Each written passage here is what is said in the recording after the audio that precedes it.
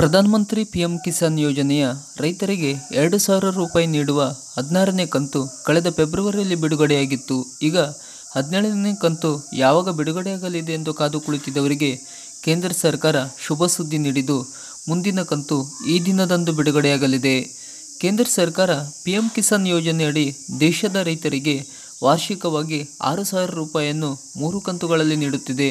ಪ್ರತಿ 4 ತಿಂಗಳಿಗೊಮ್ಮೆ ಅಂದರೆ ಏಪ್ರಿಲ್ನಿಂದ ಜುಲೈ ಮಧ್ಯ, ಆಗಸ್ಟ್ ಮತ್ತು ನವೆಂಬರ್ ಮಧ್ಯ, ಡಿಸೆಂಬರ್ ಹಾಗೂ ಮಾರ್ಚ್ ತಿಂಗಳ ಮಧ್ಯೆ 2,000 ರೂಪಾಯಿನಂತೆ ಒಟ್ಟು 6,000 ರೂಪಾಯಿಯನ್ನು ಜಮಾವಣೆ ಮಾಡಲಾಗುತ್ತದೆ.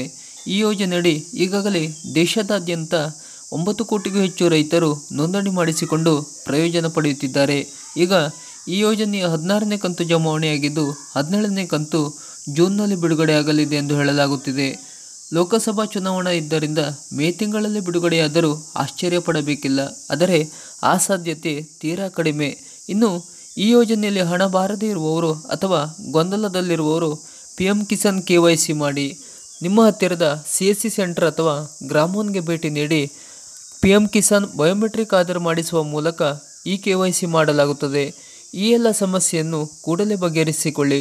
ಶೀಘ್ರದಲ್ಲೇ 17ನೇ ಕಂತು 2,000 ರೂಪಾಯಿ ಜಮಾವಣೆ ಆಗಲಿದೆ. ಸರ್ಕಾರದ ಈ ಥರದ ಇನ್ನಷ್ಟು ಮಾಹಿತಿಗಾಗಿ ನಮ್ಮ ಚಾನಲನ್ನು ಸಬ್ಸ್ಕ್ರೈಬ್ ಮಾಡಿ. ನಮಸ್ಕಾರ.